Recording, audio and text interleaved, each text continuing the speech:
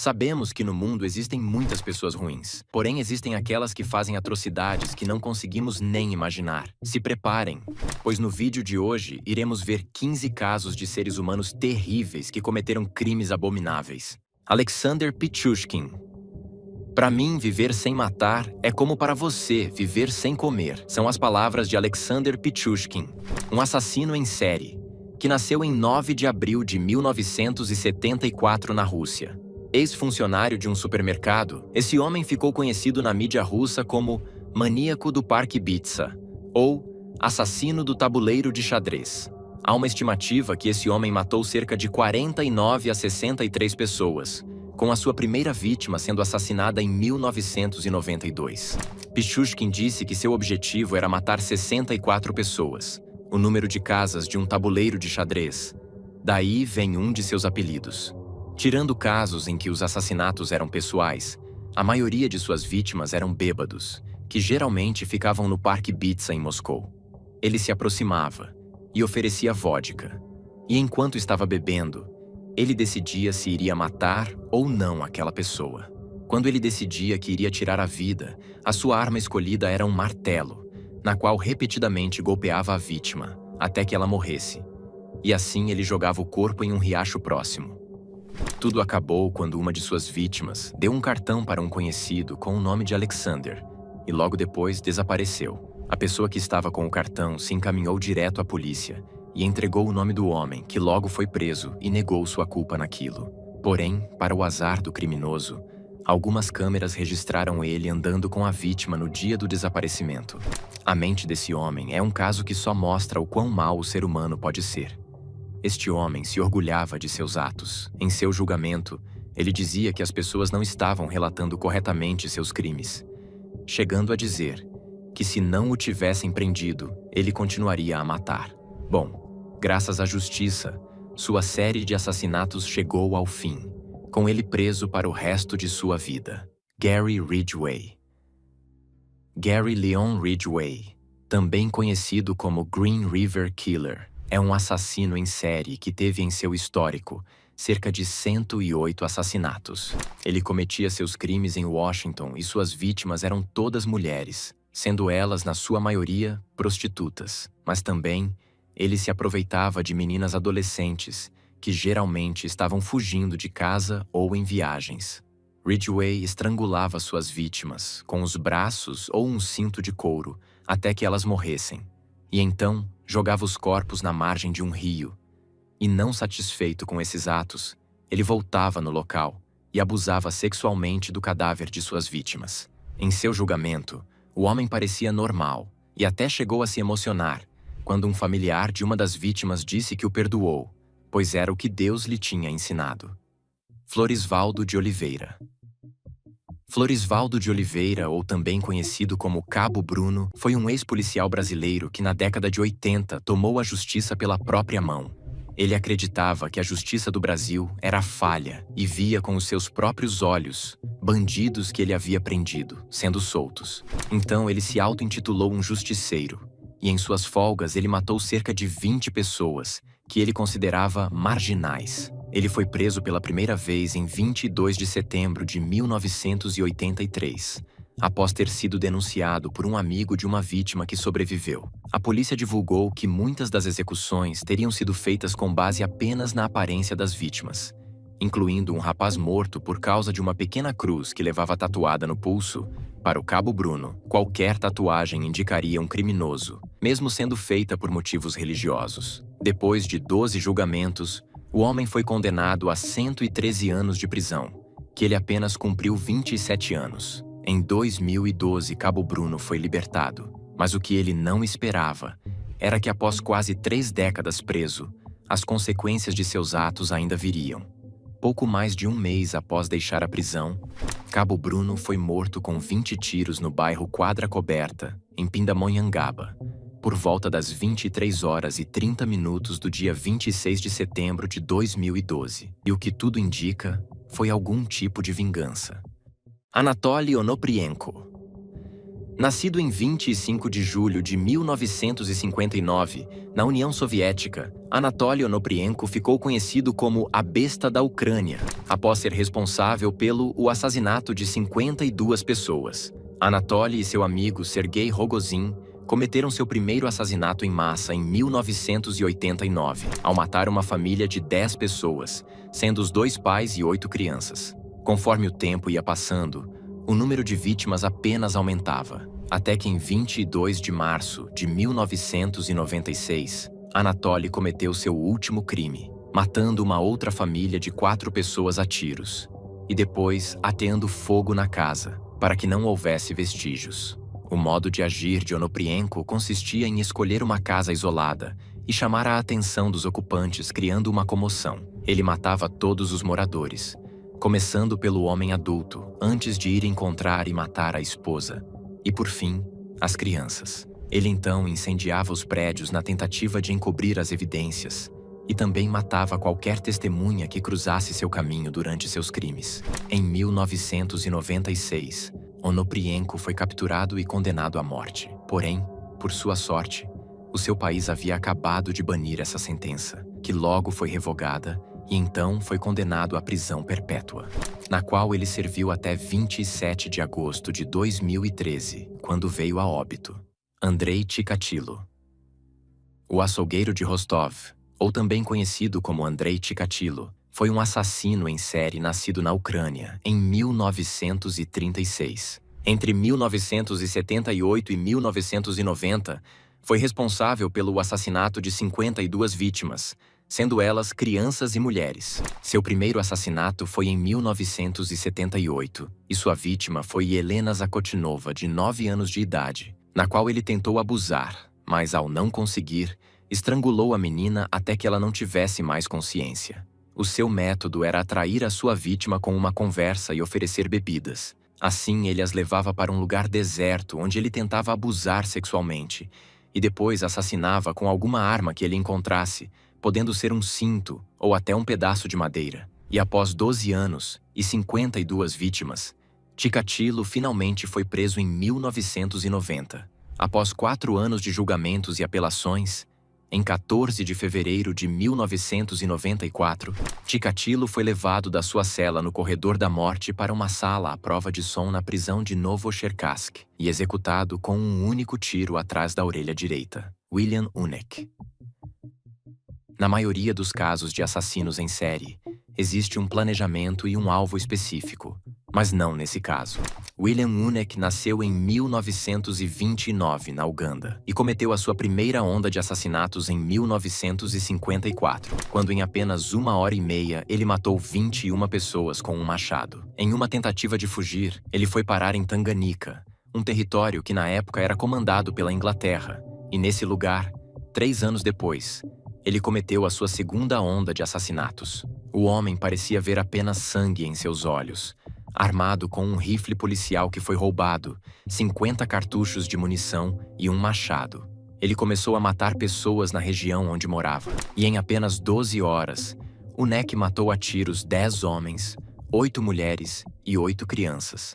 Assassinou mais 5 homens com o machado, esfaqueou outro, queimou 2 mulheres e uma criança, e estrangulou uma menina de 15 anos, matando assim um total de 36 pessoas. O motivo por trás de tantos crimes nunca foi entendido, pois Unek faleceu depois de não resistir aos ferimentos que ele tinha sofrido em sua tentativa de fuga.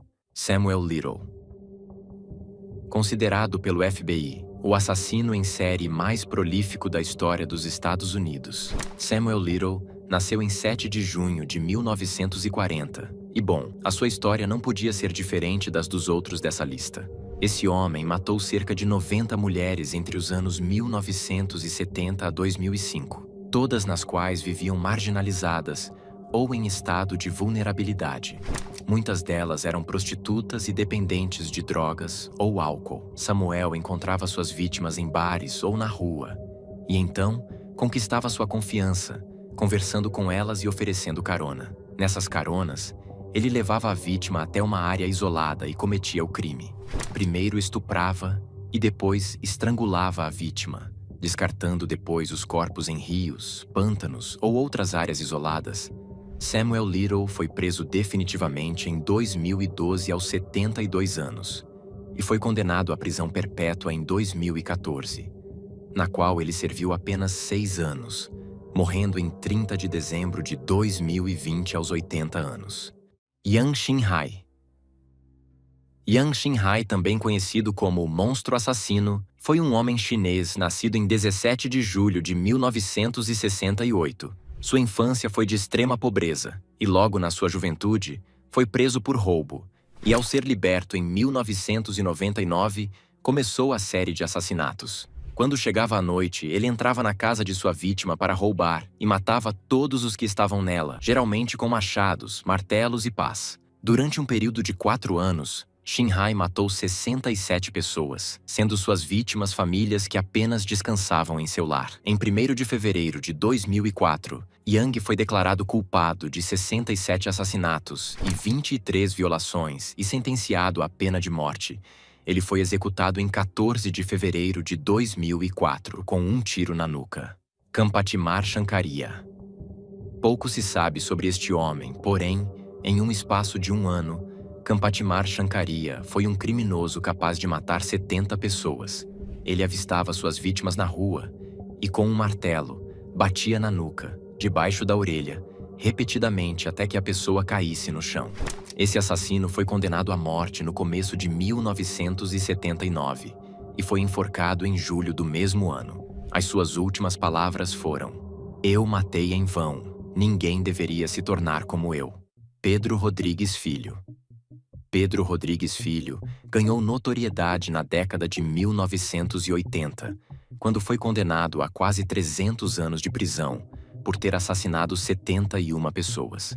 Rodrigues fugiu de casa, em Mogi das Cruzes, aos 9 anos, e nunca mais parou. A fuga ocorreu pois não aguentava o pai bêbado que agredia a mãe. O menino então fez a sua primeira vítima com apenas 11 anos, onde ele assassinou Jorge Galvão, um traficante, o seu irmão e seu cunhado.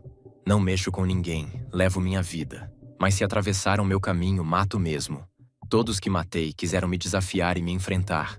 Quando dou meu primeiro golpe, não me controlo mais. Sou assim mesmo. Mato, mato e mato", disse Rodrigues em uma entrevista. Rodrigues foi preso definitivamente em 24 de maio de 1973 e viveu na prisão por boa parte de sua vida adulta. Enquanto estava sendo transferido para o presídio, assassinou seu companheiro de viagem. Ambos estavam algemados e ele matou o homem condenado por estupro. Em 2018 foi solto, se dizendo arrependido e agora convertido ao cristianismo. Tinha então 64 anos de idade e havia ficado 42 anos preso. Não demorou para que as consequências de seus atos chegassem, e em 5 de março de 2023, aos 68 anos, Pedro Rodrigues foi assassinado a tiros em frente à casa de sua irmã. Daniel Camargo Barbosa. Daniel Camargo Barbosa, nascido em 22 de janeiro de 1930, foi um assassino em série e estuprador colombiano.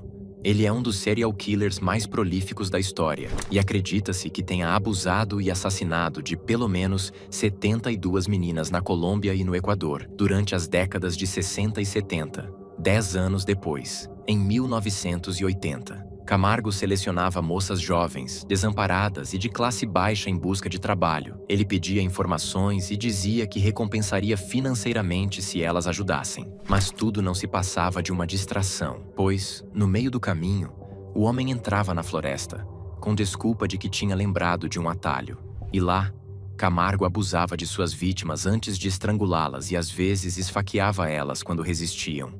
Depois que suas vítimas morriam, ele deixava seus corpos na floresta. Camargo foi preso por 2 policiais em Quito em 26 de fevereiro de 1986. Apenas alguns minutos depois de ter assassinado uma menina de 9 anos chamada Elizabeth. Logo foi condenado a 16 anos de prisão, o que na época era o maior tempo permitido pela lei do Equador. Em 13 de novembro de 1994, Camargo foi morto a facadas na prisão por Giovanni Nogueira, que era sobrinho de uma de suas vítimas. Ele tinha 64 anos na época de sua morte. Mikhail Popkov. Um serial killer russo chamado Mikhail ficou conhecido por ter cometido agressão sexual e assassinar mais de 80 meninas e mulheres entre 1992 e 2010. Popkov matou dezenas de mulheres entre 19 e 50 anos. Ele dizia que queria limpar as ruas das prostitutas e que, ao cometer os assassinatos, estava sendo guiado por suas convicções internas. Sua tática usual para atrair vítimas era sair à noite vestindo seu uniforme de polícia, encontrar uma vítima em potencial e oferecer uma carona. Em vez disso, ele dirigia para locais remotos onde as forçava a se despir e as matava, com facas, machados, tacos de beisebol ou chaves de fenda. Logo após, ele abusava sexualmente do cadáver. A mutilação era tão severa que a mídia russa o apelidou de O Lobisomem e o Maníaco de Angarsk. Em janeiro de 2015, Mikhail foi condenado à prisão perpétua. Javed Iqbal. Javed Iqbal Mughal foi um assassino em série e molestador infantil paquistanês que confessou o abuso sexual e assassinato de 100 meninos, com idades entre 6 e 16 anos. Esta história macabra começa em dezembro de 1999, quando Iqbal enviou uma carta bombástica à polícia e a um jornal local de Lahore, uma cidade paquistanesa. Na correspondência, ele faz uma confissão arrepiante. O homem se declarou responsável pela morte de 100 garotos. Detalhes ainda mais chocantes vieram à tona quando Iqbal revelou sobre seu método de matança. Ele estrangulava e desmembrava suas vítimas, que na maioria eram órfãos e crianças abandonadas moradoras de rua. Sua característica mais monstruosa era a destruição dos corpos com ácido clorídrico e, em seguida, a desova dos restos mortais nos rios. Bom, a sua morte foi dada da mesma maneira que ele cometia os crimes. Após ser condenado, o homem teve o seu corpo cortado em 100 pedaços, um para cada vítima, e depois jogado no ácido. Pedro Lopes.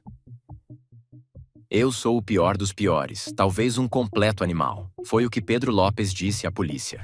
Mas o que tinha por trás dessa frase? Bom, em 1969, Lopes foi preso por roubar um carro, e enquanto estava na prisão, ele foi abusado por outros 3 prisioneiros, e isso despertou um monstro que nele estava. Ele primeiro matou os 3 agressores, e em 1978, quando foi liberado, o homem já estava completamente morto por dentro, e as séries de crimes hediondos começaram. Ele abusou sexualmente e assassinou centenas de meninas no Equador, Peru e Colômbia. E foi aí que lhe foi dado o apelido de O Monstro dos Andes. Esse homem foi preso com a acusação de assassinar 110 meninas. Mas surpreendente, esse número estava errado. O total foi o número assustador de 240 garotas. Após ter cumprido os 20 anos de pena máxima no Equador, foi libertado em 1998 e nunca mais foi visto. Luiz Garavito. Em 1999, Luiz Garavito, conhecido também como A Besta ou O Monstro de Gênova, foi um homem colombiano que admitiu ter estuprado e assassinado 140 crianças. O número de suas vítimas é baseado na localização de ossadas que foram listadas num mapa desenhado pelo próprio assassino, mas este número pode superar 300 vítimas. Ele foi descrito pela imprensa local como o maior assassino em série do planeta. As vítimas de Garavito eram crianças pobres, camponeses ou crianças de rua, e suas idades variavam de 8 a 16 anos. Ele se aproximava delas nas ruas oferecendo presentes e pequenas quantias de dinheiro. Depois de ganhar sua confiança, ele levava sua vítima para passear. Assim, quando a vítima se cansava, ele poderia se aproveitar dela. Ele as estuprava, cortava suas gargantas e, geralmente, as desmembrava. A maioria dos corpos das vítimas apresentava sinais de tortura. Garavito foi capturado no dia 22 de abril de 1999. Em virtude das restrições na lei colombiana, ele não poderia ser mantido preso por mais de 30 anos. Considerando ainda sua ajuda às autoridades colombianas, sua pena fixou em 22 anos de prisão. A população tentou de tudo para fazer esse terrível homem ficar preso, pois temiam que, ao sair, ele voltaria a cometer os crimes. Garavito morreu aos 66 anos em uma clínica em Valledupar, na Colômbia, com câncer. Ramadan Abdel Rahim Mansour. um homem egípcio que se tornou tão conhecido pelos seus atos hediondos que, curiosamente, até restaurantes locais do Egito deram o seu apelido para pratos no menu. Esse era Al-Turbini, ou Trem Expresso em português. Ele foi um líder de gangue de rua e um assassino em série, que chegou a fazer mais de 30 vítimas em sua vida, no qual todos eram meninos entre 10 e 14 anos. Mansur e seus membros de gangue atraíam crianças de rua para vagões de trens, onde as despiam, estupravam e logo depois as jogavam nuas na beira dos trilhos, mortas ou quase mortas. Após tantos crimes, o assassino foi executado por enforcamento na prisão de Burj Al Arab em dezembro de 2010. E se você achou que essa era a pior história, se prepare. Vassili Komarov. Em 1921, em Moscou, na Rússia, dezenas de pessoas começaram a desaparecer sem motivo aparente. E quando 21 corpos de homens foram encontrados em sacos de lixo em dias específicos da semana, a polícia percebeu que um assassino em série estava em ação. O nome desse assassino era Vassili Komarov, e o seu jeito de agir era ir até uma feira que vendia cavalos, onde atraía o cliente até a sua casa, com a desculpa de que mostraria os seus cavalos. Quando chegavam lá, o homem assassinava a sua vítima com um martelo, o colocava em um saco de lixo e depois jogava no rio Moscou ou enterrava em sua propriedade. Não demorou muito para que a sua esposa descobrisse, e ao contrário do que você está pensando, a mulher começou a ajudar nos assassinatos em vez de denunciá-lo. Em 1923, após uma denúncia, a polícia realizou uma busca por álcool ilegal em um dos estábulos de Vassili, e foi quando encontrou embaixo de um montante de feno um saco de lixo com um cadáver dentro. No interrogatório, o homem afirmou que matou cerca de 33 pessoas no período de 2 anos e logo foi condenado à morte juntamente com a sua esposa, por fuzilamento, em 18 de junho de 1923. Ali Asghar Borujerdi. Ali Asghar Borujerdi nasceu em 1893 no Irã, em uma família que era repleta de criminosos. Seu pai já havia assassinado cerca de 40 pessoas, e seu avô ficou conhecido por roubar carruagens e assassinar os donos. Bom, a fruta não poderia cair muito longe da árvore, então Asghar, com apenas 14 anos, começou a estuprar e assassinar adolescentes em Bagdá, no Iraque. Foi lá que o homem fez 25 vítimas, na qual ele enganava enquanto estava vendendo nozes e lanches nas ruas. Asghar fazia amizade com as crianças e adolescentes que compravam os seus produtos. Então, atraía elas para um lugar mais deserto com a desculpa de que daria doces. E lá abusava sexualmente das suas vítimas e depois as assassinava, muitas das vezes por afogamento. O assassino fez 25 vítimas no Iraque e 8 no Irã. E agora você pode estar se perguntando: por que este homem cometeu tantos crimes hediondos? Bom, em seu julgamento, quando foi lhe dada a liberdade para falar, ele disse: essas são pessoas sem paz. Elas são inúteis e bonitas. Quando seus pelos faciais começam a crescer, elas se tornam ladrões. Eu tenho inimizade com elas. Essas são as inimigas da sociedade. Por isso, eu as matei. O assassino foi julgado e sentenciado à morte por enforcamento em 6 de julho de 1934. John Wayne Gacy. John Wayne nasceu em Chicago, nos Estados Unidos, em 1942, e sua infância foi marcada por traumas. Seu pai o espancava em toda oportunidade que tinha, e sua mãe, tentando o defender, apenas piorava a situação, pois o pai, que era de uma época muito conservadora, achava que o menino precisava ser corrigido. Gacy chegou a se envolver na política e, quando isso não deu certo, começou a trabalhar em um necrotério, onde lá, enquanto estava sozinho, ele abriu um caixão e se deitou com um jovem que havia falecido. E isso escalou, até o dia que ele abusou sexualmente de um dos cadáveres. Aquela experiência, e com uma mente já traumatizada, foi uma receita para um monstro. John chegou a se casar e ter 2 filhos e ficou conhecido em sua região como um homem bom, que gostava de se fantasiar de palhaço para alegrar as crianças da vizinhança, com o nome de Pogo o Palhaço. Bom, o segredo que esse palhaço guardava era muito mais macabro do que isso. Anos se passaram, até que uma investigação sobre um desaparecimento de um jovem chamado Robert Jerome Piest, de 15 anos, começou. O menino recebeu uma oferta de trabalho, que para ele era irrecusável. Então ele chegou em casa todo contente, contou para sua mãe, e no dia seguinte foi até ao homem que tinha lhe dado a proposta. Infelizmente, o homem era John Wayne, que o abusou sexualmente e depois o assassinou.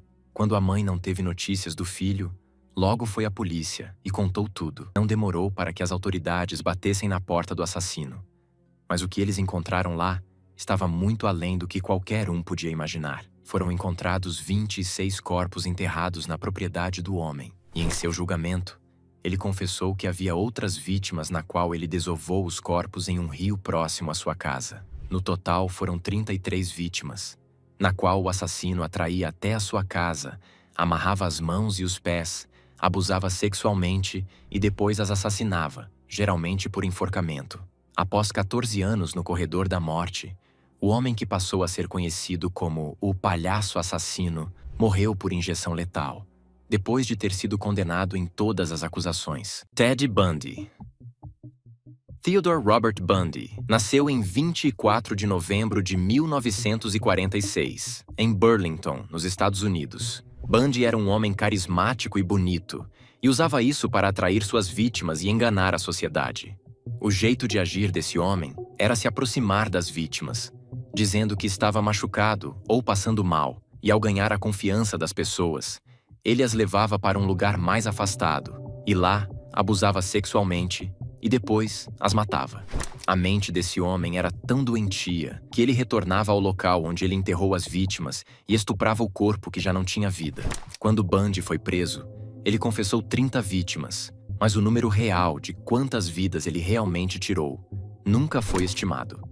Há relatos que o homem condenado queria ir para um hospital e lá ter seu cérebro estudado por cientistas. Mas isso nunca aconteceu, pois ele levou todo o mistério de sua mente perturbada para o caixão, quando foi executado na cadeira elétrica, em 1989. Fernando Hernández Leiva. Fernando Hernández nasceu no México em 1964 e ficou conhecido por ser um dos maiores assassinos em série do país. Esse homem matava apenas por prazer, chegando a dizer um de seus julgamentos que matar era o que ele sabia fazer, e ele gostava daquilo. Fernando confessou ter assassinado 100 pessoas. As autoridades não acreditaram nele e começaram a investigar. E realmente o homem havia mentido, pois o número total de suas vítimas passou de 137. Em abril de 1999, Leiva tentou cometer suicídio em sua cela. No entanto, seu peso fez com que a corda improvisada se rompesse. Ele pesava mais de 150 quilos e não sofreu nada além de algumas lesões no pescoço. Pouco se sabe da infância deste homem e de suas motivações, mas Hernández continua preso. E se cumprir toda a sua sentença, ele apenas sairá em 2049, aos 84 anos de idade. Hadj Mohamed Mesfewi. Hadj Mohamed, um homem que nasceu em Marrocos no século XIX, ficou conhecido por assassinar cerca de 36 mulheres. O assassino tinha uma loja de sapatos, e foi lá que a maioria de suas vítimas foram enterradas. O homem drogava as mulheres que iam em sua loja, as roubavam e depois decapitava elas, enterrando o corpo debaixo de sua loja. Ele foi descoberto quando a família de uma de suas vítimas seguiu os passos da filha e chegou na loja de Mohamed. As autoridades marroquinas encontraram os restos mortais de 20 corpos mutilados em uma cova profunda embaixo de sua loja, enquanto outros 16 foram descobertos no jardim do lado de fora. Ele foi condenado à crucificação, mas mesmo já sendo uma morte terrível, não era o suficiente para as pessoas da região, que demandavam que o homem fosse enterrado vivo. O homem então foi colocado em um buraco na parede, que apenas cabia a ele em pé, e lá foi fechado. Seus gritos de agonia ecoaram por alguns dias, até que pararam. Gennady Mikasevich. Gennady Modestovich Mikasevich nasceu em 7 de abril de 1947, na Rússia, e ficou conhecido por ter assassinado 33 mulheres durante o período de 1971 a 1985. A sua vontade de matar começou quando ele voltou do exército e sua namorada havia se casado com outro homem. Ele estava pronto para tirar a própria vida quando viu uma mulher andando sozinha e mudou a direção de sua raiva para ela.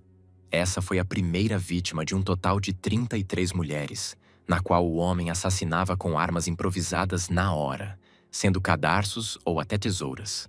Um fato curioso deste caso foi que quando as investigações começaram, Ele se prontificou para ajudar a polícia a procurar os corpos, para assim ficar por dentro de tudo o que estava acontecendo nas investigações. Até que o assassino em série cometeu um erro fatal. Em sua última vítima, ele deixou uma nota assinada por Patriotas de Vitebsk, uma organização fictícia que ele tinha criado. E para atrasar as investigações, ele enviou uma carta anônima para o jornal local com a mesma assinatura, supostamente chamando seus amigos militantes para matar homens e mulheres comunistas. E aí que seus planos deram errado, porque a polícia percebeu que a letra era a mesma, e começaram a bater a caligrafia com cerca de outras 556 mil amostras, e chegaram na assinatura do homem que estava ajudando eles, Gennady Modestovich. Ele finalmente foi preso em 1985 e executado em 1987 por fuzilamento. Serhiy Tkash. Serhiy Fedorovich Tkash foi um policial ucraniano nascido na Rússia em 1952. Mas o que o colocou nessa lista? Bom, normalmente um policial deve proteger a população de criminosos, mas não nesse caso. Em 1984, mulheres e meninas jovens começaram a desaparecer no leste da Ucrânia, perto de onde Tkash vivia e trabalhava. Mas por seu conhecimento policial, o homem conseguiu desviar toda a atenção dos investigadores, colocando evidências falsas e escolhendo a dedo suas vítimas. Até que em agosto de 2005, em um ato de arrogância, ele compareceu ao funeral de uma de suas vítimas. Não demorou para que as amigas da falecida menina reconhecessem ele, pois elas haviam visto ele conversando com a menina no dia do desaparecimento dela. Ele foi preso mais tarde, em sua casa, e lá confessou o assassinato de 100 mulheres. No entanto, ele foi condenado pela morte de 37 mulheres, que as idades iam de 8 a 18 anos de idade. Sentenciado à prisão perpétua, ele morreu por insuficiência cardíaca em 4 de novembro de 2018. Moses Sitole. Algo que todos os assassinos em série têm em comum é o fato de terem uma lábia muito boa, conseguindo convencer suas vítimas com facilidade. Moses Sitole nasceu em 17 de novembro de 1964 em Gauteng, na África do Sul. Ele ficou órfão muito cedo, levando ele e os irmãos para o orfanato, onde supostamente sofreu muitos maus tratos. Logo na adolescência, foi condenado por estupro no qual ele dizia ser inocente e que as mulheres que estavam o acusando estavam mentindo. Ao sair da prisão, corrompido pela raiva e rancor, a vontade de matar começou a tomar conta de Moisés. E aí vem o porquê deste homem estar nessa lista. Ele abordava mulheres dizendo que fazia parte de uma ONG chamada Youth Against Human Abuse, ou em português, Juventude contra o Abuso Humano, ironicamente dedicada a combater o abuso infantil. Então levava elas para um lugar deserto, onde ele estuprava, espancava e estrangulava com as roupas íntimas das próprias vítimas. Ele tinha feito 30 vítimas, provocando pânico em todo o país. O assassino chegou até ligar para as famílias das vítimas apenas para provocá-las. Mas em outubro de 1995, Moses telefonou para um jornalista sul-africano, assumindo ser o tão temido assassino. E para provar, deu uma localização onde supostamente estaria um corpo de uma vítima. Não demorou para que as autoridades conseguissem capturar ele, e em seu julgamento confessou tudo. Sitole foi sentenciado a 50 anos de prisão por cada um dos assassinatos, 12 anos de prisão por cada um dos estupros, e 5 anos de prisão por cada um dos 6 roubos que ele participou, dando um total de 2.410 anos de prisão, no qual o juiz disse que quando o assassino completasse 963 anos de idade, ele poderia pedir liberdade condicional. Tiago Henrique Gomes da Rocha. Tiago Henrique Gomes da Rocha, também conhecido como Maníaco de Goiânia, é um assassino em série brasileiro, que nasceu em 4 de fevereiro de 1988. E ao ser preso, confessou ter assassinado 39 pessoas no período de 2011 até 2014 na cidade de Goiânia, em Goiás. O pai de Tiago saiu de casa logo cedo em sua infância, deixando a família para trás. Ele teve vários problemas na adolescência e o mesmo afirmou que foi abusado sexualmente por um vizinho. Passou a sua vida adulta despercebido, apenas como mais um homem normal. Mas o segredo que ele guardava fugia completamente da normalidade. Em 2011, o homem entrou em uma série de assassinatos, sendo suas vítimas homossexuais, moradores de rua e prostitutas, no qual ele assaltava e depois atirava repetidamente. Em dezembro de 2013, assassinou uma jovem de 15 anos. A partir de então, começou uma série de ataques apenas contra mulheres, a maioria jovens. Foram 15 mulheres assassinadas entre janeiro e agosto de 2014, todas mortas a tiros. Até que finalmente o assassino foi preso, em 14 de outubro de 2014. Ele foi encaminhado à Delegacia Estadual de Investigação de Homicídios de Goiânia, onde foi interrogado e confessou todos os crimes. Tiago Henrique foi condenado a quase 700 anos de prisão. Raman Hagav. Raman Hagav, rotulado por muitos como Jack, o estripador da Índia, cometeu uma onda de assassinatos ao longo de 3 anos na década de 1960, lançando uma onda de medo sobre a cidade onde morava. Suas vítimas eram todas pessoas pobres que dormiam nas calçadas ou viviam em cabanas precárias e barracos temporários ao norte da cidade. Elas incluíam homens, mulheres e crianças, e até mesmo bebês. Essas pessoas foram atacadas à noite enquanto dormiam, e todos morreram depois que suas cabeças foram esmagadas por uma barra de ferro. Pouco se sabe sobre a infância ou o início da vida de Hagav, e qual o motivo para tanto ódio. Um dos investigadores principais do caso chegou a dizer: os assassinatos não tiveram motivo. A violência infligida às vítimas foi totalmente desproporcional a tal ganho. Durante sua confissão, Hagav admitiu ter matado 41 pessoas. Mas o número exato das vítimas nunca foi realmente confirmado, podendo ter sido muito maior. Em sua confissão, ele disse que fez isso voluntariamente e que foi instruído por Deus a fazê-lo. Hagav foi capturado em 27 de agosto de 1968 e condenado à prisão perpétua. Ahmad Suradi. Ahmad Suradi foi um assassino em série indonesiano que nasceu em meados do século XX. Suradi admitiu ter assassinado 42 mulheres num período de 11 anos. Suas vítimas estavam entre os 11 e os 30 anos e eram estranguladas para fazer parte de um ritual, no qual ele acreditava que daria poderes espirituais. Ahmad era conhecido em sua vizinhança como um bruxo, e muitas mulheres o procuravam para fazer poções para que elas fossem mais atraentes aos olhos masculinos, ou para que seus maridos fossem fiéis, e até mesmo buscavam riquezas. Essas mulheres iam até a casa do bruxo, facilitando a busca do assassino que, em suas confissões, disse à polícia que teve um sonho em 1988, em que o fantasma de seu pai lhe ordenou assassinar 70 mulheres e engolir sua saliva, e que quando completasse ele se tornaria um Dukan, ou curador místico. Por sorte, o homem não conseguiu chegar até o número 70, pois uma denúncia foi feita, e quando as autoridades entraram em sua propriedade, encontraram algo bizarro. As suas vítimas foram enterradas até o pescoço, com a cabeça virada em direção à sua casa. Sem dúvidas dos crimes que ele havia cometido, o homem foi condenado ao fuzilamento e em 10 de julho de 2008 teve seu encontro com a morte. Wang Qiang. Um dos assassinos em série mais conhecidos na Ásia foi Wang Qiang, que nasceu em 16 de janeiro de 1975, na cidade de Budayuan, na China. Em sua infância, sofria maus tratos de seu pai, que era viciado em álcool e apostas.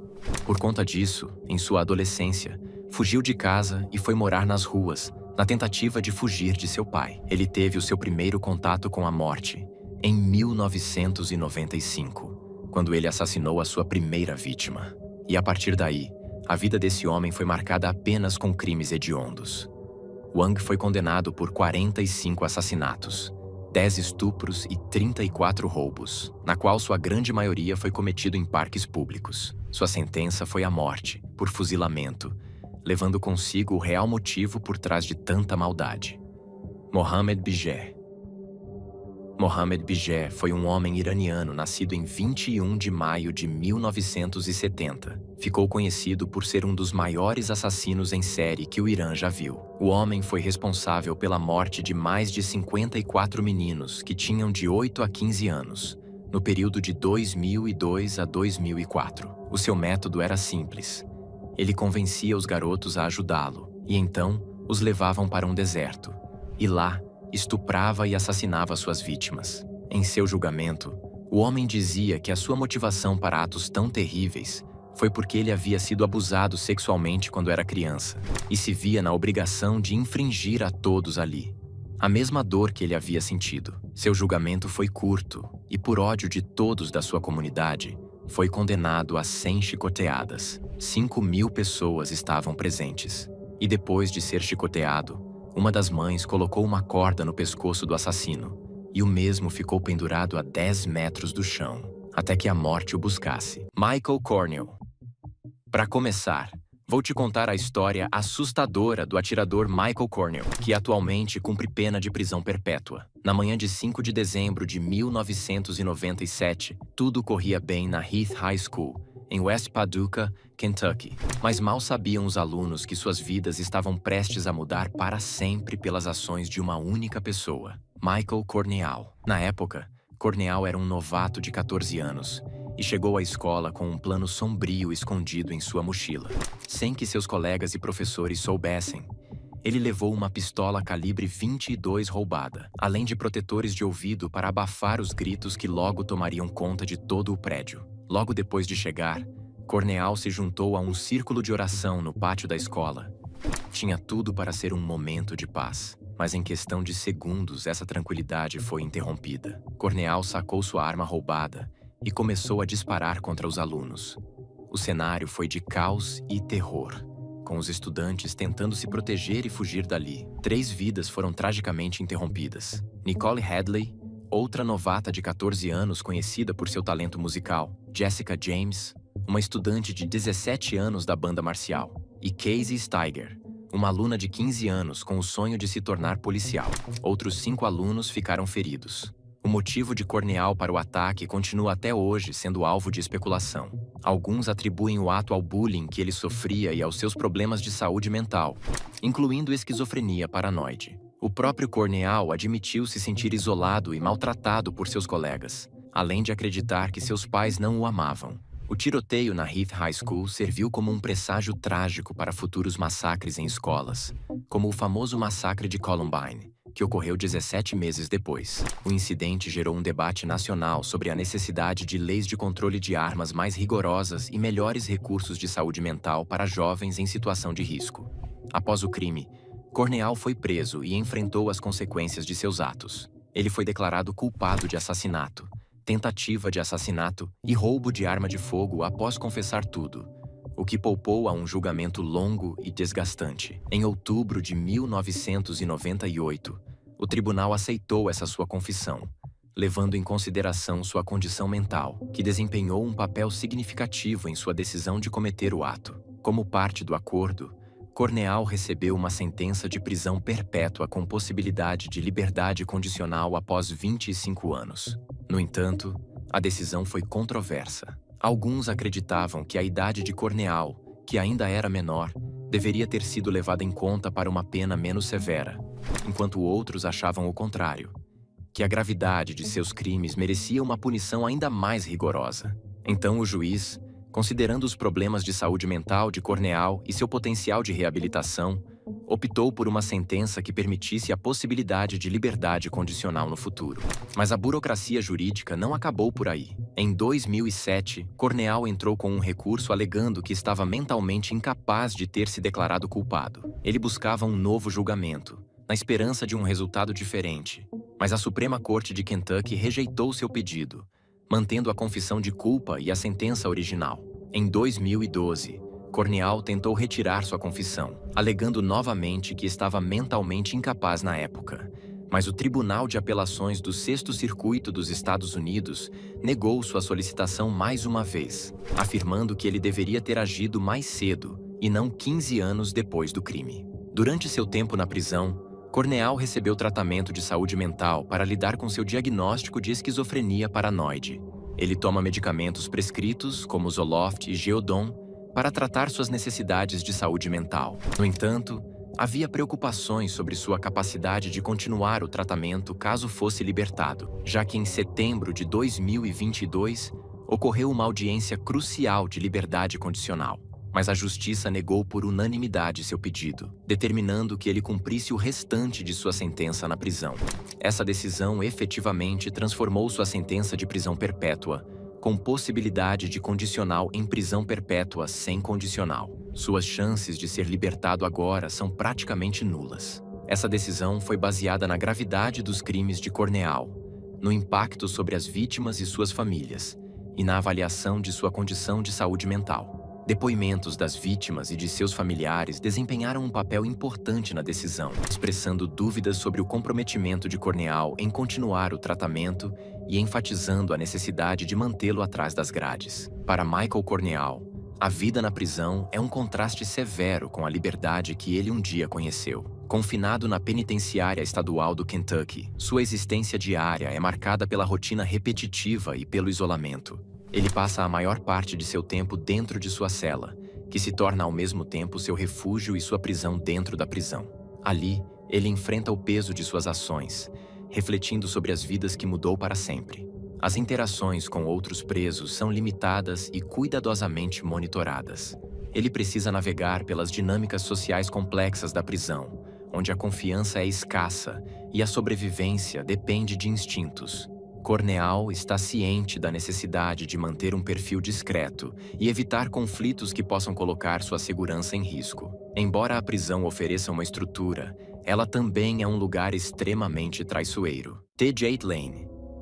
O caso que vamos contar agora é um dos mais bizarros do vídeo, principalmente por conta de seu julgamento. T.J. Lane ficou conhecido pelo assassinato em massa que cometeu em 27 de fevereiro de 2012, na Chardon High School, em Chardon, nos Estados Unidos. Nesse dia, Lane, então com 17 anos, entrou no refeitório da escola com uma pistola calibre 22 e abriu fogo contra vários estudantes, matando 3 deles e ferindo outros 3. Mas as barbaridades de T.J. Lane não pararam por aí. Durante seu julgamento, o jovem mostrou um comportamento frio e insensível, usando uma camiseta com a palavra killer escrita à mão, que significa assassino em inglês, além de mostrar o dedo do meio para as famílias das vítimas. O jovem então foi sentenciado à prisão perpétua, e a trajetória de Lane na prisão foi tudo menos tranquila. Desde o momento em que entrou na Allen Correctional Institution, ficou claro que ele teria dificuldade em se adaptar à vida atrás das grades. Registros disciplinares divulgados posteriormente revelaram o jovem problemático que ele se tornou durante os 18 meses em que esteve na instituição. Lane acumulou um total de 7 violações, que variaram de infrações menores a ofensas mais graves, o retratando como um detento desafiador e perturbado. Uma das violações mais chocantes foi o uso de maconha enquanto estava preso, que apesar das regras e regulamentos rigorosos, Lane conseguiu obter e consumir a substância ilícita. No entanto, o uso de maconha não foi a única infração cometida por Lane. Ele frequentemente se recusava a obedecer às instruções e demonstrava falta de respeito pelas autoridades. Esse comportamento destacou ainda mais sua rebeldia e dificuldade em aceitar as regras e a estrutura da vida na prisão. A difícil adaptação de Lane se estendeu além de suas interações com a equipe prisional. Ele também enfrentou desafios dentro do sistema educacional. Em várias ocasiões, ele se recusou a realizar tarefas e reclamou do impacto negativo da educação em seu bem-estar, afirmando que o estudo o deixava doente e lhe causava enxaquecas. Lane usou essas desculpas para evitar participar das atividades em sala de aula. Mesmo com os esforços dos professores para acomodar suas necessidades, permitindo que ele desenhasse em aula, mas em vez de se envolver em atividades produtivas, ele usava seu tempo de desenho para criar imagens perturbadoras de si mesmo com a palavra assassino e desenhar gatinhos em suas tarefas de matemática. Essas ações demonstraram uma fascinação inquietante com a violência e uma falta de remorso por suas ações passadas. A vida de T.J. Lane na prisão teve uma reviravolta dramática quando tentou uma fuga ousada. Numa tentativa desesperada de liberdade, Lane, junto com outros 2 detentos, escalou uma cerca tarde da noite. No entanto, a liberdade de Lane durou pouco. As forças policiais agiram rapidamente, fazendo uma operação de busca para capturar os prisioneiros foragidos. Não demorou muito para as autoridades os localizarem e os prenderem, pondo fim à sua breve escapada. A fuga fracassada mostrou as vulnerabilidades de segurança do sistema prisional. Como Lane e seus cúmplices conseguiram escalar uma cerca e escapar sem serem detectados, isso levantou sérias preocupações sobre a eficácia das medidas de segurança da prisão e a necessidade de protocolos mais rígidos para evitar incidentes semelhantes no futuro. Após a tentativa de fuga, Lane foi rapidamente transferido da Allen Correctional Institution para a única prisão de segurança supermáxima de Ohio, em Youngstown. Essa prisão era conhecida por suas rigorosas medidas de segurança e capacidade de abrigar os detentos mais perigosos do estado. Mas antes da transferência, os agentes fizeram uma descoberta chocante na cela de Lane. Eles encontraram uma variedade de itens contrabandeados, incluindo roupas, 15 livros e até cartas de Pokémon. Ficou claro que Lane levava uma vida de violação de regras dentro dos muros da prisão. Mas quando ele foi para o presídio de segurança supermáxima, essa mudança não permitiu mais que isso acontecesse e representou um marco significativo em sua vida diária e nas condições em que ele passou a viver. Confinado a uma cela do tamanho de uma pequena vaga de estacionamento, a vida de Lane no seu novo lar prisional era de extremo isolamento e liberdade limitadíssima. Ele era obrigado a passar 23 horas por dia em sua cela, com apenas 1 hora de tempo para recreação. Esse cronograma rígido deixou Lane com oportunidades mínimas para interação social ou contato com o mundo exterior. O tamanho e a disposição da cela de Lane foram projetados para maximizar a segurança e impedir quaisquer tentativas de fuga. As paredes eram grossas e reforçadas, e a cela estava equipada com câmeras de vigilância para monitorar cada movimento seu. As autoridades prisionais não pouparam esforços para garantir que Lane permanecesse sob constante vigilância. O ambiente da prisão de segurança supermáxima era desprovido de qualquer conforto ou comodidade. A cela de Lane continha apenas o essencial: uma cama, um vaso sanitário e uma pequena escrivaninha. A falta de pertences pessoais e de personalização ressalta ainda mais a natureza rígida e regimentada de sua existência diária. As interações de Lane com a equipe prisional também eram limitadas e rigorosamente controladas. Os guardas entregavam as refeições e realizavam verificações de rotina, mas qualquer forma de interação pessoal era mantida no mínimo. Já o tempo para recreação era muito limitado, só que mesmo assim suas atividades eram muito restritas. Ele tinha acesso apenas a uma pequena área ao ar livre, cercada por paredes altas e uma malha de arame, onde podia se exercitar sozinho. No entanto, qualquer forma de atividade em grupo ou socialização era estritamente proibida. O ambiente da prisão de segurança supermáxima foi projetado para quebrar o espírito e controlar o comportamento dos detentos mais perigosos e de alta periculosidade. A existência diária de Lane era marcada por lembretes constantes das consequências de suas ações e da gravidade de seus crimes. O isolamento, as rotinas rigorosas e a vigilância constante serviam como um lembrete constante da perda de liberdade e da vida que ele passaria atrás das grades. O impacto da prisão supermáxima no bem-estar mental e emocional de Lane não pode ser subestimado. O isolamento extremo e a falta de contato humano afetaram sua mente, deixando mais evidentes sentimentos de solidão, desespero e frustração. A ausência de atividades significativas e a monotonia de sua rotina diária contribuíram ainda mais para o deterioramento de seu estado mental. Sean Sellers. Aos 16 anos, Sean Sellers ficou muito conhecido em todos os Estados Unidos, mas como você deve estar imaginando, não foi por um bom motivo. O jovem cometeu uma série de assassinatos brutais que mudaram para sempre o curso de sua vida e desencadearam um intenso debate sobre a pena de morte para menores infratores. Em 1986, sob a influência de drogas e consumido por raiva e pelo ocultismo, Sellers tirou a vida de 3 pessoas inocentes. Entre elas, seus próprios pais foram vítimas de seu surto violento, quando ele os matou de forma cruel com um tiro na cabeça enquanto dormiam. Além deles, Sean também assassinou Robert Bauer, um balconista de loja de conveniência em Oklahoma City, sem motivo algum aparente. Sellers alegou mais tarde que cometeu o crime sob influência de sua prática de satanismo e por estar em um estado alterado de consciência. A brutalidade desses crimes foi absurda, deixando a comunidade em luto e a nação em estado de choque. Foi aí então que a natureza hedionda dos crimes de Sellers trouxe à tona a questão de como punir os adolescentes infratores. Muitos argumentaram que sua idade na época dos assassinatos deveria poupá-lo da pena de morte. defendendo uma abordagem mais focada na reabilitação. Outros acreditavam que a gravidade de suas ações exigia a punição máxima, enfatizando a necessidade de justiça e de eliminar qualquer chance dele cometer novos crimes, onde quer que estivesse, fosse preso ou em liberdade.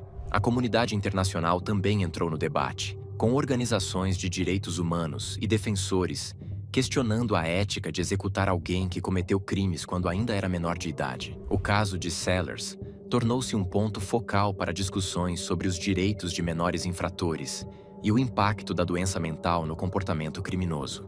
Um aspecto que complicou ainda mais o debate foi o diagnóstico de Sellers de transtorno de múltiplas personalidades. Alguns argumentaram que esse diagnóstico deveria ter sido levado em consideração durante seu julgamento e sentença, destacando a necessidade de uma compreensão mais profunda da relação entre saúde mental e responsabilidade criminal. Mas apesar da atenção internacional e de toda essa comoção global com os apelos por clemência, o destino de Sellers foi definido da forma mais severa possível. Ele foi condenado à pena-morte e passou o restante de sua vida aguardando sua execução, até que esse dia chegou. Em 4 de fevereiro de 1999, Sellers foi executado por injeção letal, encerrando um capítulo que havia atraído a atenção de todos os cantos do mundo. O caso de Sean Sellers continua a ser um ponto de controvérsia e reflexão. Ele levanta questões profundas sobre a pena de morte, o tratamento de menores infratores e a influência da doença mental no comportamento criminoso. O debate em torno de sua execução serve como um lembrete das complexidades e dilemas morais inerentes ao sistema de justiça criminal. A infância de Sean causou um impacto extremamente marcante de forma negativa em sua mente jovem.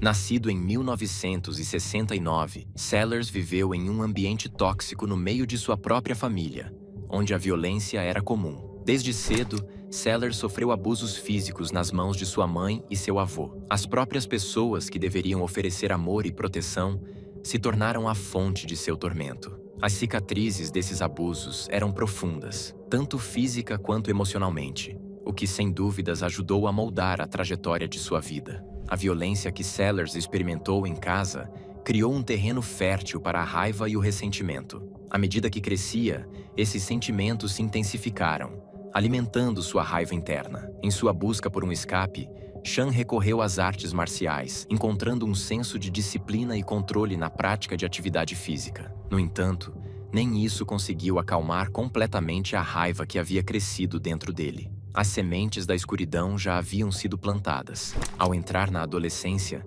Sellers se viu atraído pelo ocultismo, o que, junto com seu ódio guardado, tinha tudo para dar errado. Foi durante esse período que ele se envolveu em rituais satânicos, mergulhando em um mundo que prometia poder e superioridade. A escuridão que o consumia tornou-se mais forte, obscurecendo a linha entre o certo e o errado. E o resultado foram essas brutalidades. O diagnóstico de transtorno de múltiplas personalidades de Sean Sellers adiciona outra camada de complexidade ao já conhecido debate em torno de seu caso. A presença dessa doença mental levantou questões sobre sua culpa, a confiabilidade de suas ações e a decisão pela pena de morte. O transtorno de múltiplas personalidades, agora conhecido como transtorno dissociativo de identidade, é uma condição caracterizada pela presença de 2 ou mais identidades ou estados de personalidade distintos dentro de um mesmo indivíduo. Essas identidades podem ter comportamentos, memórias e até características físicas diferentes. No caso de Sellers, sua defesa argumentou que uma de suas personalidades alternativas estava no controle no momento dos assassinatos, sugerindo que ele talvez não estivesse totalmente ciente de suas ações. No entanto, o tribunal considerou as opiniões dos especialistas sobre o transtorno de múltiplas personalidades de Sellers como pouco confiáveis. Eles concluíram que haviam muito mais evidências comprovando que ele estava completamente ciente de suas ações durante a execução dos crimes. O tribunal também declarou que, mesmo que Sellers pudesse provar sua inocência com base no diagnóstico de transtorno de múltiplas personalidades, isso não seria suficiente para conceder a ele a liberdade. O debate em torno da doença mental de Sellers e da pena de morte durou anos. Como já dito, alguns argumentaram que seu diagnóstico de transtorno de múltiplas personalidades deveria ter sido considerado durante seu julgamento e sentença, sustentando que seus estados alterados de consciência e falta de controle sobre suas ações deveriam tê-lo poupado da punição máxima. O outro lado já dizia que a gravidade dos crimes de Sean justificava a pena de morte, independentemente de sua condição mental. Eles enfatizavam a necessidade de justiça e de impedir atos tão hediondos. A questão de se a doença mental deveria contar para a punição em crimes capitais permanece até hoje como um ponto de controvérsia. Zachary Davis. Nos casos de crimes, poucas histórias são tão assustadoras e perturbadoras quanto a de Zachary Davis em sua vida na prisão. Naquele fatídico 10 de agosto de 2012, o mundo de Zachary tomou um rumo sinistro, alterando para sempre as vidas daqueles ao seu redor. Do brutal espancamento de sua própria mãe à tentativa de incêndio que poderia ter tirado a vida de seu irmão, as ações de Zachary deixaram um rastro de tragédia. Sua sentença foi tão longa que ele nunca mais veria a luz do dia. Quando os portões da prisão de uma prisão do Tennessee se fecharam atrás de Zachary Davis, ele entrou em um mundo de confinamento e isolamento. Mas o que ele fez? Zachary atacou sua mãe enquanto ela dormia. Ele a matou com um martelo, desferindo vários golpes na cabeça dela. Depois de matá-la, ele tentou incendiar a casa na tentativa de matar seu irmão, Josh, que estava em um outro quarto. No entanto, o incêndio não se espalhou e Josh conseguiu escapar com vida. Zachary foi encontrado posteriormente pela polícia. Ele confessou o crime de forma calma e sem remorso aparente, mas o peso de seus crimes pairava sobre ele, e a realidade de sua sentença começou a ser percebida. Ele foi condenado à prisão perpétua e a possibilidade mais próxima de liberdade para Zachary viria após cumprir pelo menos 71 anos de sua sentença. No entanto, o caminho para a liberdade condicional era incerto. O Conselho de Liberdade Condicional detinha o poder de conceder ou negar uma futura libertação sem garantias. Mas Randy Lucas, advogado de Zachary, via uma luz de esperança na forma de uma brecha legal. Ele planejava recorrer da sentença de Zachary com base na decisão da Suprema Corte dos Estados Unidos contra sentenças de prisão perpétua obrigatória sem liberdade condicional para menores. Zachary tinha apenas 15 anos quando cometeu esses atos horríveis, mas foi julgado como adulto. Lucas acreditava que a Suprema Corte acabaria decidindo que menores como Zachary deveriam ter a oportunidade de liberdade condicional e reabilitação, mas conseguir isso não seria fácil, já que o próprio advogado de Zachary havia enfrentado dificuldades no tribunal quando o juiz D. David Gay negou a petição de Zachary para um novo julgamento, fazendo com que o Tribunal de Apelações Criminais do Tennessee rejeitasse seu recurso. O juiz Robert L. Holloway, em sua decisão, confirmou as decisões do Tribunal de Primeira Instância e manteve a sentença de prisão perpétua de Zachary. O peso do sistema jurídico recaiu sobre Zachary, deixando-lhe poucas opções. A possibilidade de liberdade condicional permanecia incerta e as chances de sua sentença ser anulada pareciam pequenas. À medida que os anos se estendiam à sua frente, Zachary enfrentava a dura realidade de seu confinamento. Dentro da prisão, a sobrevivência tornou-se o foco principal de Zachary, enquanto ele buscava consolo nas rotinas e rituais da vida dentro daqueles muros. Mas foi essa rotina que fez a mente de Zachary se desestabilizar ainda mais. Ele se perguntava como teria sido a vida se tivesse feito escolhas diferentes, se tivesse buscado ajuda para seu estado mental. Arrependimento, remorso e emoções que ele não demonstrou durante seu julgamento começaram a entrar na sua consciência. Mas a dúvida persistia. Será mesmo que seu recém-descoberto remorso seria suficiente para convencer o Conselho de Liberdade Condicional? E mais, será que isso era sentimento real ou apenas um fingimento? A justiça o veria como um homem mudado, merecedor de uma segunda chance? A resposta permanecia incerta, mas o desmoronamento do estado mental de Zachary começou bem antes de seus crimes, com a perda de seu pai, vítima de uma esclerose, em 2007. Sua mãe percebeu que ele era instável e até buscou ajuda terapêutica. E as sessões de terapia lhe ajudaram por um tempo. Era um lugar onde Zachary podia confrontar seus demônios internos. Durante uma dessas sessões, o jovem fez uma revelação assustadora. Ele alegou ouvir a voz de seu pai, uma presença assustadora que sussurrava em seu ouvido. As linhas entre a realidade e a ilusão se confundiram, e a escuridão dentro dele tornou-se mais forte. Mas sem saber da tragédia que estava para acontecer alguns anos depois, Sua mãe interrompeu a terapia, acreditando que ele havia feito progresso suficiente. Após a morte de seu pai, eles se mudaram para o condado de Sumner, no Tennessee, e isso também marcou um ponto de virada na vida de Zachary. Ele tornou-se cada vez mais isolado e retraído. O telefone de Zachary tornou-se uma porta de entrada para um mundo perturbador. Ele passava inúmeras horas mergulhado em aplicativos que catalogavam dispositivos de tortura e narravam a vida de assassinos em série.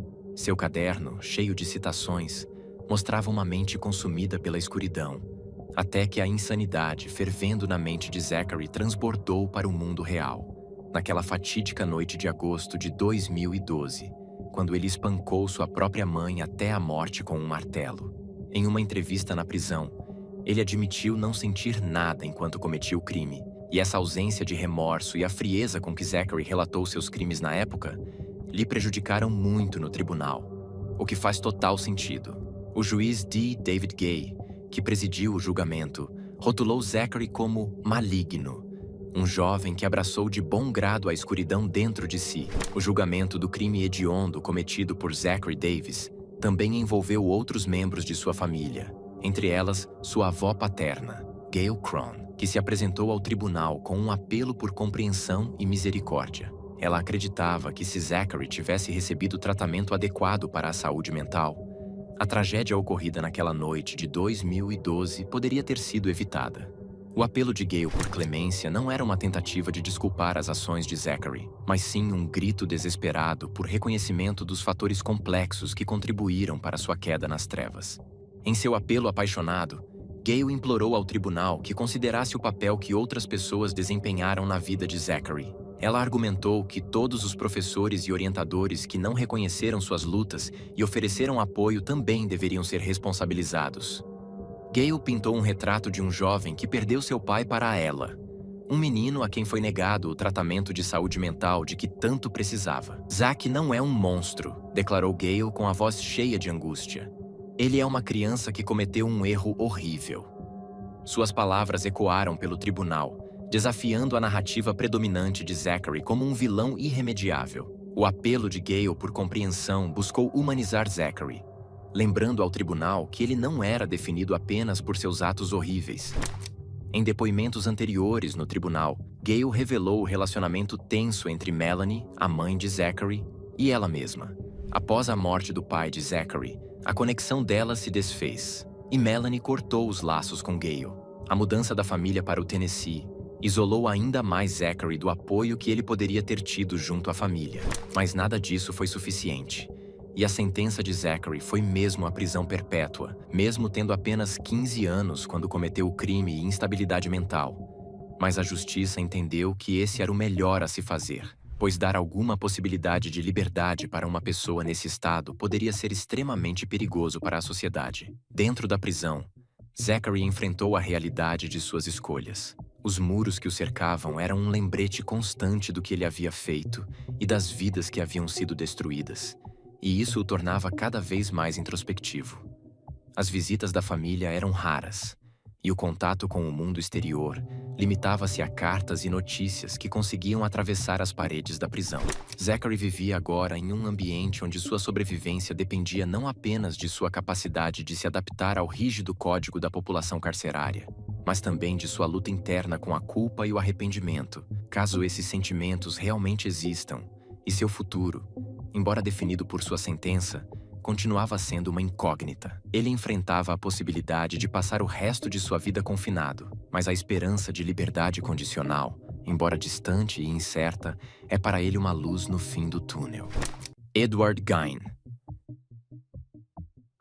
Edward Theodore Gein nasceu em La Crosse, Wisconsin, Estados Unidos, em 27 de agosto de 1906. Ele foi o segundo filho de George Philip Gein e Augusta Wilhelmine Gein. Sua mãe, Augusta, era extremamente religiosa e frequentemente pregava para seus filhos sobre a imoralidade do mundo, o mal da bebida e sua crença de que todas as mulheres eram naturalmente promíscuas e instrumentos do diabo. Esse detalhe pequeno foi crucial para moldar a vida de Edward Gein. Todas as tardes, Augusta reservava um tempo para ler a Bíblia para os filhos, selecionando versículos do Antigo Testamento e do livro do Apocalipse, que abordavam temas como morte, assassinato e retribuição divina. Foi nessa época que Edward começou a desenvolver uma admiração obsessiva por sua mãe. Edward era muito tímido. Seus colegas de classe e professores o descreviam como uma criança um tanto estranha. Ele dava risadas inesperadas, como se estivesse rindo de suas próprias piadas. Em 1º de abril de 1940, o pai de Edward faleceu devido a uma insuficiência cardíaca aos 66 anos, e para ajudar nas despesas da casa, Edward e seu irmão Henry passaram a fazer pequenos serviços na cidade. Ambos eram considerados trabalhadores confiáveis e honestos. Enquanto Henry focava nos trabalhos manuais, Edward gostava de cuidar das crianças dos vizinhos, pois se sentia mais confortável com elas do que com adultos. No entanto, Henry se preocupava com o apego excessivo do irmão à mãe e frequentemente criticava Augusta, o que deixava Edward furioso. Em 16 de maio de 1944, Edward estava queimando parte de uma vegetação pantanosa em sua propriedade, quando o fogo saiu do controle. Os bombeiros foram chamados para conter as chamas e, no final desse dia, algo estranho aconteceu. Edward relatou que seu irmão Henry havia desaparecido.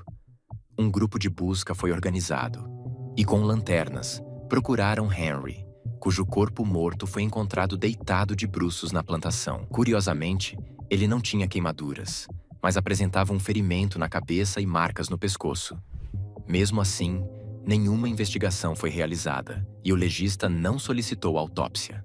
Para muitos, Henry foi a primeira vítima de Edward Gain.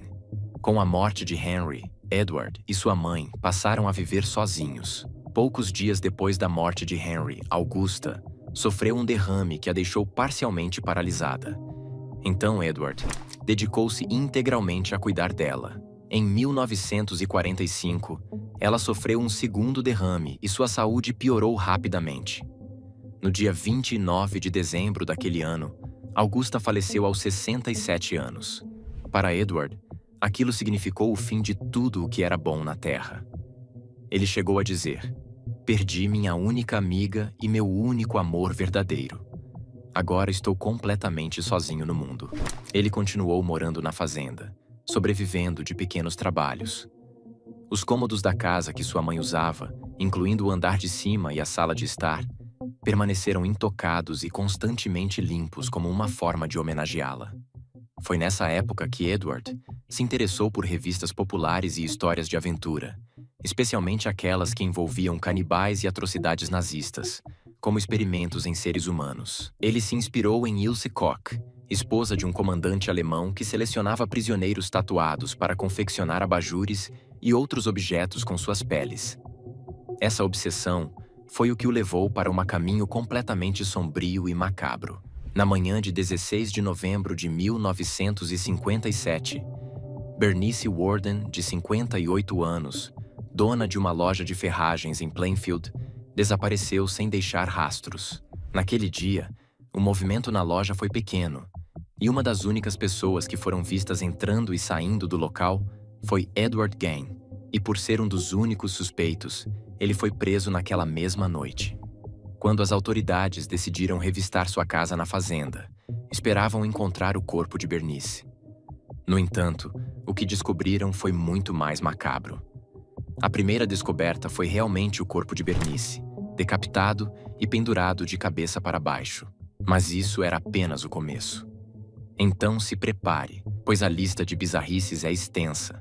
Foram encontrados ossos humanos inteiros e fragmentos, uma lixeira feita de pele humana cobrindo várias cadeiras, tigelas feitas de crânios humanos, calças feitas de pele de perna humana, máscaras feitas de pele de cabeças femininas, 9 vulvas em uma caixa de sapatos, um cinto feito de mamilos humanos, 4 narizes e um abajur feito de pele de rosto humano.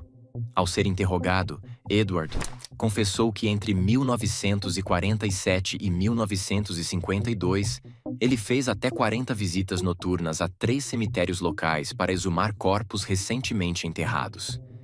Ele buscava mulheres de meia idade que se parecessem com sua mãe. Seu objetivo era criar um traje feminino para se tornar sua mãe e, literalmente, vestir sua pele. Edward também admitiu ter assassinado Mary Hogan, de 51 anos, dona de uma taverna que estava desaparecida desde 8 de dezembro de 1954, cuja cabeça foi encontrada em sua casa.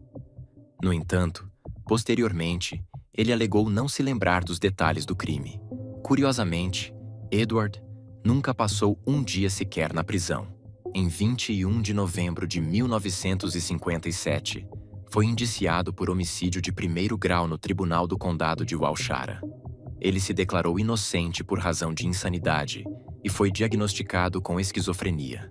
Considerado mentalmente incompetente para julgamento, foi enviado ao Hospital Estadual Central para Criminosos Insanos. Lá, a sua última foto foi tirada. Semanas depois, em 26 de julho de 1984, Edward Gein faleceu aos 77 anos, devido à insuficiência respiratória. Fritz Honka. Friedrich Paul Fritz Honka nasceu em 31 de julho de 1935 em Leipzig, Alemanha, sendo o terceiro de 10 filhos. Seu pai, também chamado Fritz Honka, era marceneiro, enquanto sua mãe, Else Honka, trabalhava como faxineira. A infância de Honka foi marcada por tragédias. 3 de seus irmãos morreram no parto e, em 1946, seu pai faleceu devido ao alcoolismo e problemas de saúde agravados pelo tempo que passou preso. Incapaz de cuidar sozinha dos filhos, sua mãe teve que colocá-los em lares para crianças, onde Fritz passou grande parte de sua juventude. No início da década de 1950, Honka começou um aprendizado como pedreiro, mas precisou abandoná-lo devido a uma alergia. Em 1951, fugiu para a Alemanha Ocidental, onde trabalhou como operário rural na pequena vila de Brockhof, no norte do país. Durante esse período, teve um caso com uma mulher chamada Margot, que deu à luz um filho, Heinrich. Pressionado a pagar 3.000 marcos alemães de pensão alimentícia, Honka decidiu fugir da vila. Em 1956, mudou-se para Hamburgo, onde conseguiu emprego como porteiro na empresa de construção naval Howaldtswerke Deutsche Werft. Ainda em 1956, sofreu um grave acidente de trânsito que quebrou seu nariz e resultou em um estrabismo notável. Sua aparência se tornou um obstáculo para estabelecer relacionamentos, afastando potenciais parceiras.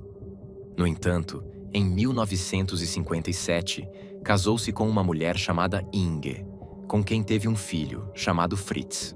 O casamento, marcado por violência doméstica, terminou em 1960, com relatos frequentes de gritos e barulhos de objetos sendo quebrados no apartamento do casal.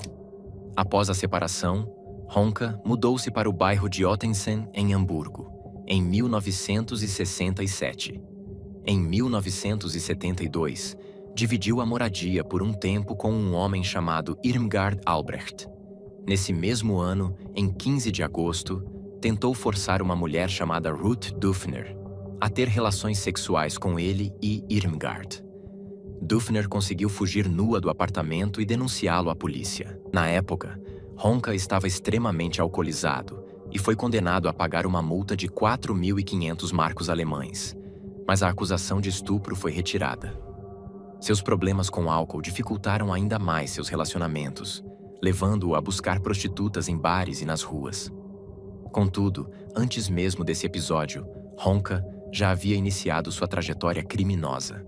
Em dezembro de 1970, enquanto trabalhava como vigia noturno, cometeu seu primeiro assassinato comprovado. Ele estrangulou Gertraud Brauer, uma cabeleireira de 42 anos que se prostituía ocasionalmente. Quando ela recusou sua proposta, Honka reagiu com brutalidade, revelando o lado monstruoso que escondia dentro de si. Após o assassinato, esquartejou o corpo e espalhou os pedaços pela região. Apesar de a polícia ter encontrado os restos mortais, o caso permaneceu sem solução. 4 anos depois, Honka matou novamente. Em agosto de 1974, estrangulou a prostituta Anna Belschel, de 54 anos, alegando que ela não demonstrou paixão suficiente durante o sexo. No mesmo ano, fez outra vítima, Frida Roblick, de 57 anos, e em janeiro de 1975, assassinou Ruth Schultz, de 52 anos, também trabalhadora do sexo. Seguindo seu padrão, ele desmembrou os corpos e os escondeu dentro de seu apartamento e no sótão do prédio. Como suas vítimas eram mulheres marginalizadas pela sociedade, seus desaparecimentos passaram despercebidos, facilitando sua impunidade. O reinado de terror de Honka chegou ao fim em 15 de julho de 1975, quando o prédio onde morava pegou fogo. Durante o combate ao incêndio, os bombeiros descobriram um torso feminino parcialmente decomposto dentro de um saco plástico, levando a polícia a revistar o apartamento. No momento, Honka estava no trabalho, mas foi preso assim que retornou para casa. Em 29 de julho, confessou os assassinatos. Porém, em novembro de 1976, retirou sua confissão, alegando não se lembrar de nada. Mesmo assim, ao final do julgamento, foi condenado a apenas 15 anos de prisão em um hospital psiquiátrico, uma pena considerada bem leve diante da brutalidade de seus crimes. Uma das imagens mais perturbadoras associadas a Honka foi sua última foto, não de seu rosto, mas de suas mãos, as mesmas que estrangularam e mutilaram suas vítimas. Quem viu a fotografia descreveu aquelas mãos como as de um verdadeiro monstro. Porém, mesmo depois desta terrível história, Honka foi libertado da prisão em 1993 e passou seus últimos anos em uma casa de repouso, vivendo sob o nome de Peter Jensen. Ele faleceu em um hospital em Langenhorn, Hamburgo, em 19 de outubro de 1998, 5 anos após ser solto. Jerome Brudos. Jerome Henry Brudos foi um serial killer e necrófilo americano conhecido como Lust Killer e Shoe Fetish Slayer. Ele nasceu em 31 de janeiro de 1939 em Webster, na Dakota do Sul, nos Estados Unidos. O mais novo dos dois filhos de Maria Eileen e Henry Irving Brudos. Sua mãe queria que seu segundo filho fosse uma menina, e ficou muito descontente por ter dado à luz outro menino. Ela frequentemente abusava emocionalmente e menosprezava seu filho mais novo, não escondendo para Jerome o fato de que ela queria uma filha em vez dele.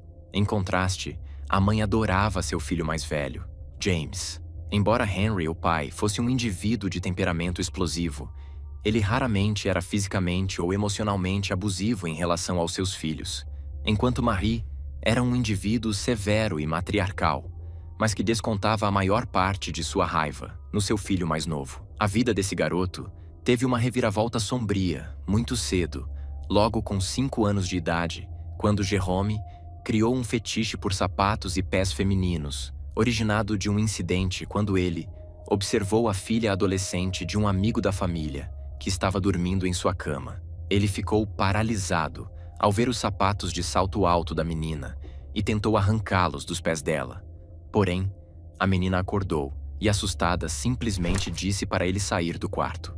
Em outra ocasião, aos 5 anos, Jerome achou um par de sapatos de couro de salto alto enquanto explorava um ferro velho local. Ele levou esses sapatos para casa e os calçou para mostrar à mãe.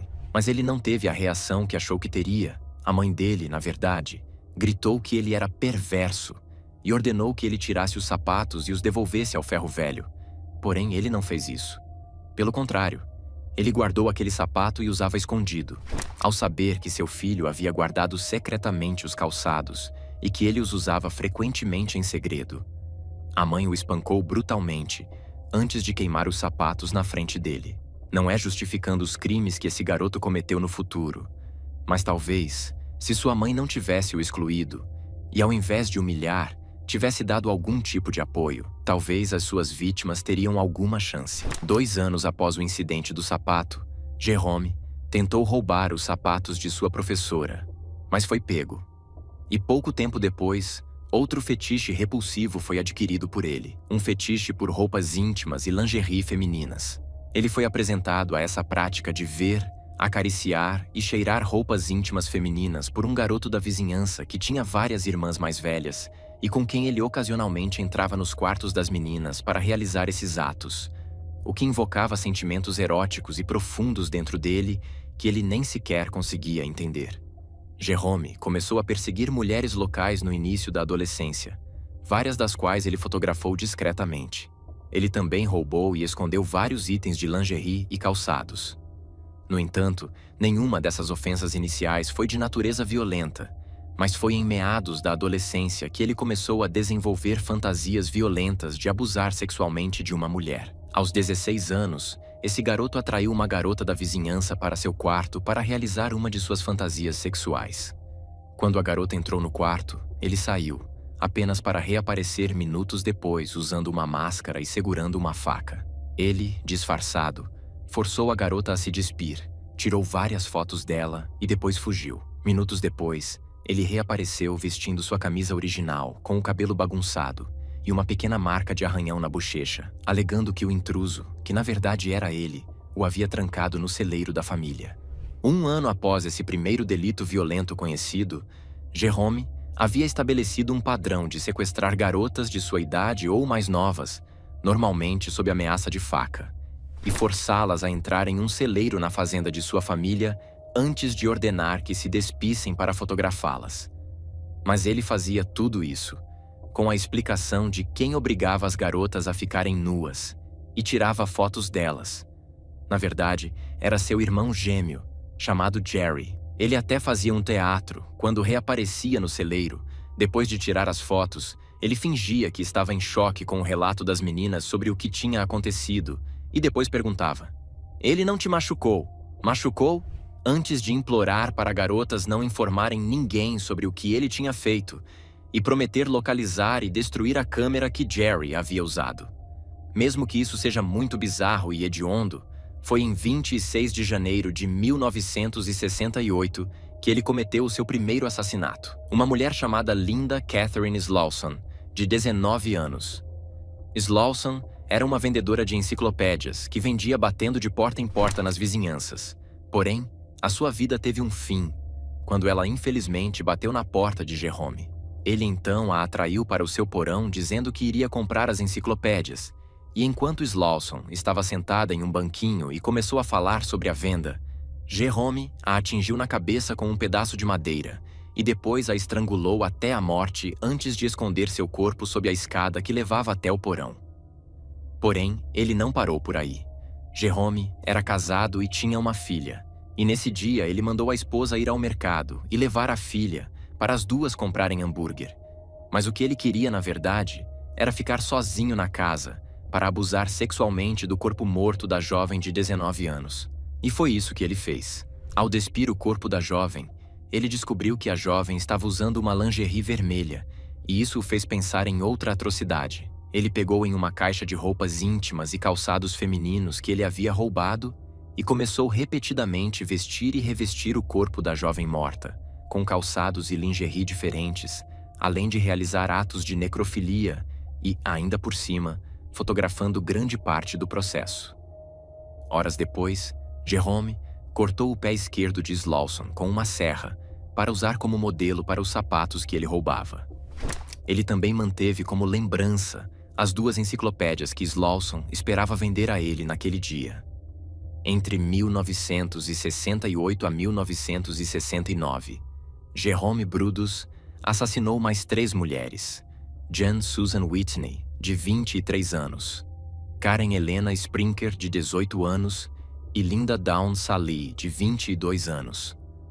Todas as quais ele forçou a entrar em sua casa, matou estrangulada e depois praticou atos de necrofilia com elas. Algo bizarro que ele começou a adicionar em seus assassinatos foi arrancar os seios de suas vítimas e guardar como lembrança daquele terrível ato. Bom, em 10 de maio de 1969, 2 pescadores descobriram o que acreditavam ser um grande pacote flutuando sob a superfície da água em uma seção rasa do rio Long Tom.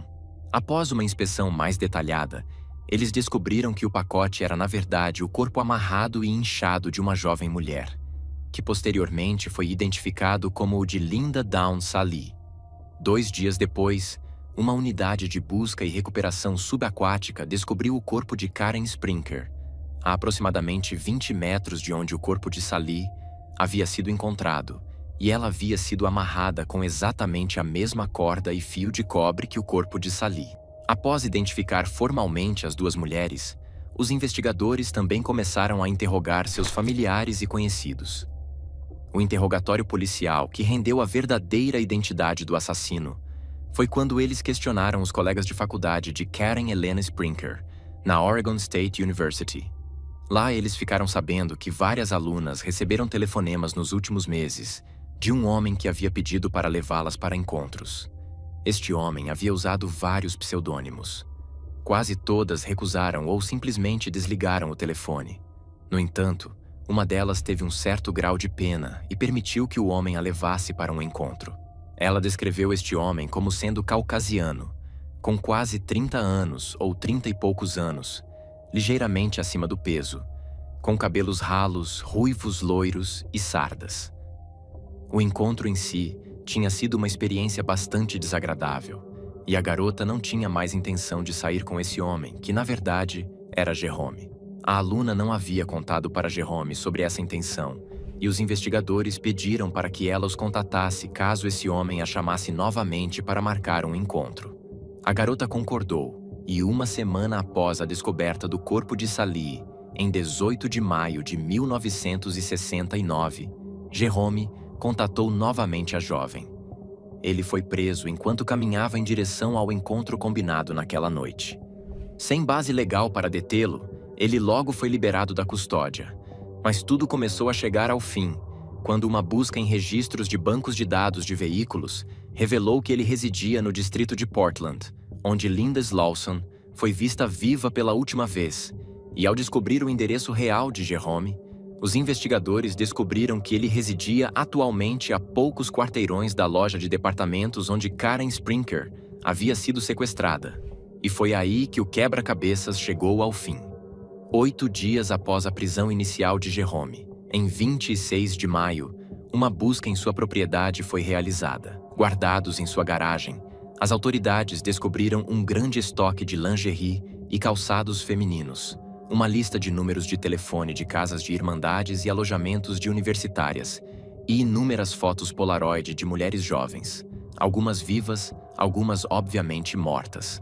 Quase todas as fotos foram tiradas na garagem de Jerome, incluindo várias retratando uma mulher falecida pendurada na polia da garagem com um espelho colocado horizontalmente no chão, diretamente abaixo de seus pés.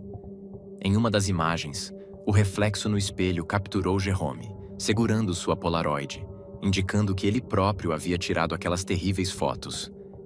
Em 27 de junho de 1969, 3 dias antes do início do seu julgamento, Jerome Brudos declarou-se formalmente culpado de 3 acusações de homicídio de primeiro grau e foi condenado a 3 penas consecutivas de prisão perpétua com possibilidade de liberdade condicional. E a sua última foto registrada foi essa. Um pouco antes dele morrer de câncer de fígado, em 28 de março de 2006. Se essas histórias e fotos te impactam de alguma maneira, deixe a sua opinião nos comentários. E se você gostou desse vídeo, não esqueça de deixar o seu like para que assim a gente continue trazendo mais conteúdos como esse. Eu te convido a se inscrever no canal e assistir algum dos vídeos que estão aparecendo na sua tela. E vamos ficando por aqui. Eu te vejo depois.